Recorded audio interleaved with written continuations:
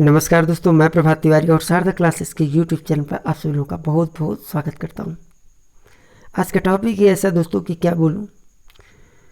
इधर आप लोगों ने भी बहुत सारे विज्ञापन देखे होंगे और हर विज्ञापन में को आवेदन करने के लिए आपने बहुत सारी समस्याओं का सामना भी किया होगा। चाहे हम बात कर लें बिहार असिस्टेंट प्रोफेसर की, चाहे यूपी टीजीटी पीजीटी की, या अभी हाल ही में जारी हुआ राजस्थान लोक सेवा आयोग के अंतर्गत असिस्टेंट प्रोफेसर का विज्ञापन। इतना अधिक वेल क्वालिफाइड होने के बावजूद भी जो विज्ञापन आता है वो सभी अभ्यर्थियों को कहीं ना कहीं बेचारा बना ही जाता है। मैं ना भी बोलूं बेचारा सब, तब भी मेरी मजबूरी है कि अभ्यर्थियों की जो स्थिति हो जाती है इन विज्ञापन को देख करके, वो कहीं ना कहीं उन्हें बेचारा ही बनाती है। बिल्कुल ये जो भी कमियां हैं उनको दूर करना चाहिए जो जिम्मेदार व्यक्ति हैं, बट कहीं ना कहीं इसको दूर करने के बजाय कुछ ऐसे क्लॉज आ जाते हैं विज्ञापन में जो इस स्थिति को और भी जटिल कर देते हैं। जी हाँ दोस्तों, अगर हम बिहार असिस्टेंट प्रोफेसर की बात कर लें तो आप सबने देखा होगा कि आप में से शायद ही कोई ऐसा सौभाग्यशाली व्यक्ति हो जिसका विज्ञापन पहली बार में सबमिट हुआ हो। अगर यूपी टीजीटी पीजीटी का इस बार का विज्ञापन देखें तो उसमें भी बहुत सारे अभ्यर्थियों को अपने विषय में कहीं ना कहीं दिक्कत का सामना करना पड़ रहा है। कहीं पर उनका संबंधित विषय नहीं है तो कुछ विषय ऐसे हैं, अगर हम टीजीटी के विज्ञापन की बात कर लें कि योग्यता होते हुए भी एक से अधिक विषय सम्मिलित नहीं किया तो इसलिए दिक्कत हो रही। इवन तो बहुत सारे अभ्यर्थी तो ऐसे हैं जिन्होंने इसकी योग्यता को प्राप्त करने के लिए एक से अधिक डिग्रियां ली हुई हैं। एक एक विषय को पहले उन्होंने हिंदी में बीए किया, फिर संस्कृत हिंदी में पीजी किया, फिर संस्कृत में पीजी किया, फिर उसके बाद अगला विषय उसमें भी उन्होंने यूजी पीजी करना स्टार्ट कर दिया।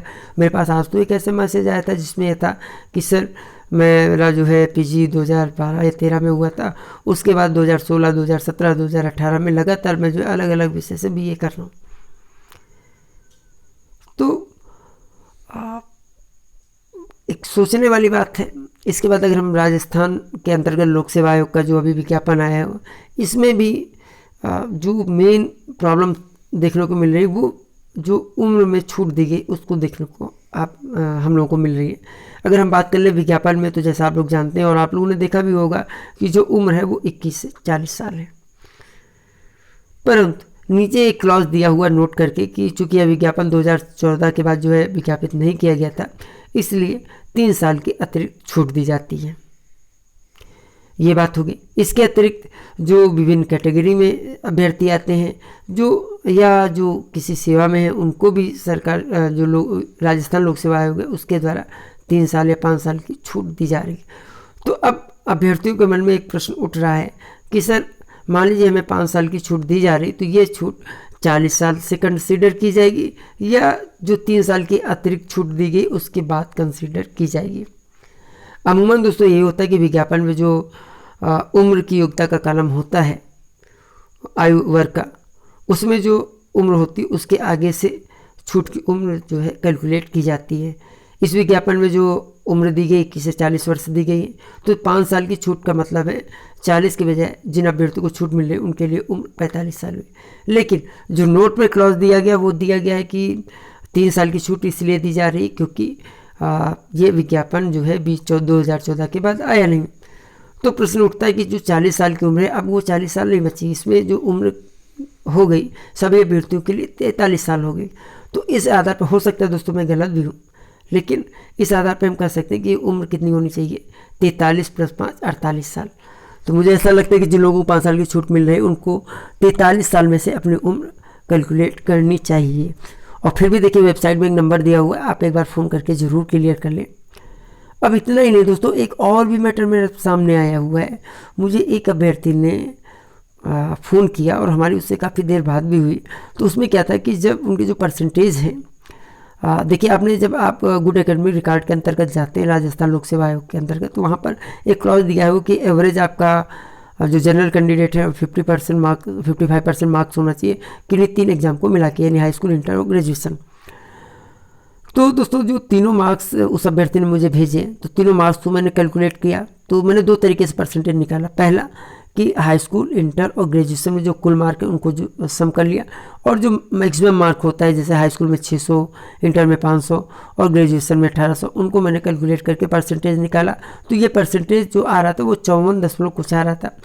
जब हाई स्कूल का परसेंटेज मैंने अलग से लिया, इंटर का परसेंटेज अलग से निकाला और ग्रेजुएशन का परसेंटेज अलग से निकाला, उसके बाद उन तीनों का औसत किया तो ये परसेंटेज आ रहा था 56 समथिंग। तो अब प्रश्न ये उठ रहा है कि जो ये गुड एकेडमिक रिकॉर्ड के लिए परसेंटेज की बात की गई वो उसको कैसे कैलकुलेट करेंगे, अलग अलग परसेंटेज निकाल के एवरेज करके, या कुल नंबर और कुल जो मैक्सिमम मार्क हैं उनको कैलकुलेट करके परसेंटेज निकालें। तो आप भी अपने मार्क्स चेक कर लीजिएगा दोनों हिसाब से।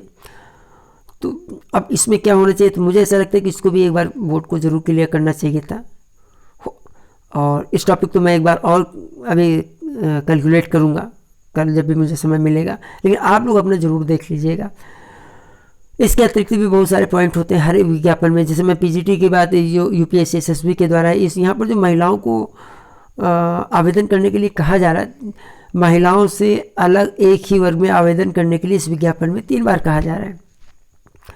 और सबसे इस कंडीशन में जो हमारे महिला अभ्यर्थी को काफ़ी दुविधा की स्थिति में कि हम फॉर्म अप्लाई किस में करें।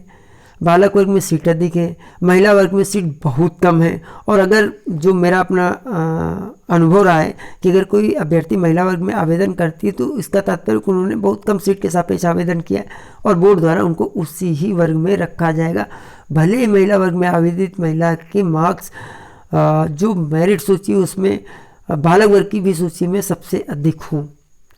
तो अगर हमारा संविधान जो एक समानता की बात करता है, मूल अधिकार की बात करता है, तो कहीं ना कहीं मुझे लगता है कि ये जो संविधान के द्वारा महिलाओं को समानता का अधिकार दिया जा रहा है उसका यह पॉइंट सीधे सीधे उल्लंघन करता हुआ दिखाई देता है। और इस पर भी मुझे जो है किसी एक सक्षम वकील से बात करने की आवश्यकता होगी, तो मैं इसको करूँगा अपने स्तर से, और आप भी अगर महिला अभ्यर्थी हैं तो ज़रूर आप इसमें बात कीजिएगा। मुझे ऐसा लगता है कि इस पर जो है सुधार करने की अतिशीघ्र आवश्यकता है।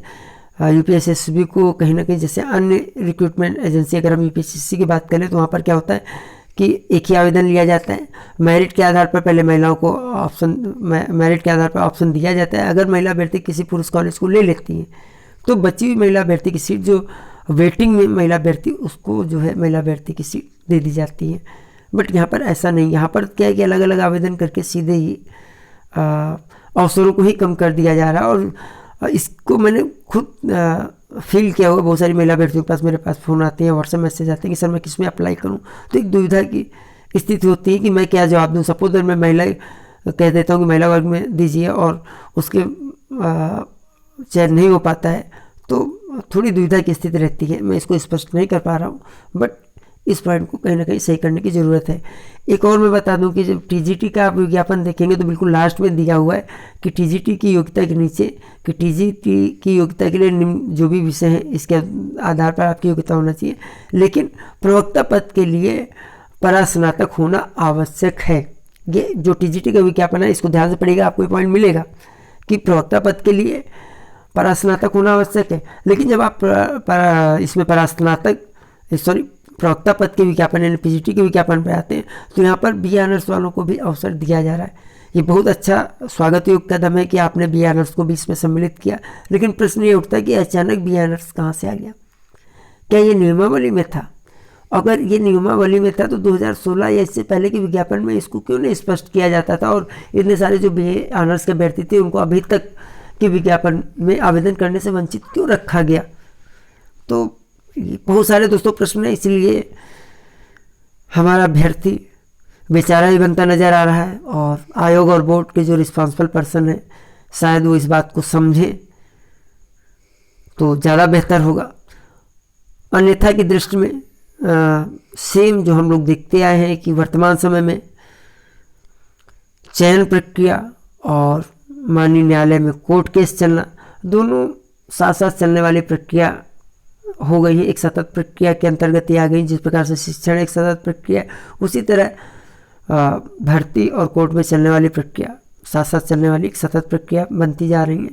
और कहीं ना कहीं लगभग हर बोर्ड में जो माननीय न्यायालय के आदेश हैं लगातार केस न्यायालय में जाते रहते हैं और भर्तियाँ कहीं ना कहीं लेट होती हैं, तो इस पर ज़रूर ध्यान देने की ज़रूरत है। अंततः दोस्तों हम आपसे यही कहेंगे कि देखिए इन मुद्दों पर अगर आपके क्षेत्र में कुछ भी आता है और अपने अधिकार के लिए आप अगर लड़ाई नहीं करेंगे तो कोई दूसरा आपके लिए लड़ाई करने नहीं आएगा। आपको नज़र रखते रहना पड़ेगा कि विज्ञापन के साथ में, आवेदन के साथ में, तैयारी करने के साथ में कहीं आपके हक को जो है कोई क्षति तो नहीं पहुंचा रहा है, और अगर आपको लग रहा है क्षति पहुंचाया जा रहा है तो फिर आपको उसके लिए लड़ाई करनी पड़ेगी, ऐसा मेरा मानना है। क्योंकि आप अगर अपने हक के लिए लड़ाई नहीं करेंगे तो दूसरा कोई भी आपके लिए लड़ने नहीं आएगा। अंत में दोस्तों मैं यही करना चाहूँगा, खैर ये सारी चीज़ें चलती रहेंगी, इससे आपको डिमोरलाइज होने की बिल्कुल भी ज़रूरत नहीं है। परिस्थितियाँ सदैव अनुकूल हो ऐसा कभी भी नहीं होता है। परिस्थितियों को बदलने के लिए आपको प्रयास करना पड़ेगा, परिस्थितियों को अपने अनुसार आपको ढालना पड़ेगा। अंत में वह पथ क्या पति कुशलता क्या जिस पर बिखरे सुन न हो, नाविक की धैर्य परीक्षा क्या ये धारा प्रतिकूल न हो। तो इन सब परिस्थितियों के साथ आपको फाइट करनी है, आपका भविष्य स्वर्णिम हो, ऐसी शुभकामना के साथ आज के वीडियो को हम विराम देते हैं। हम आपसे फिर मिलेंगे अगले वीडियो में कुछ नई जानकारी के साथ। तब तक के लिए नमस्कार।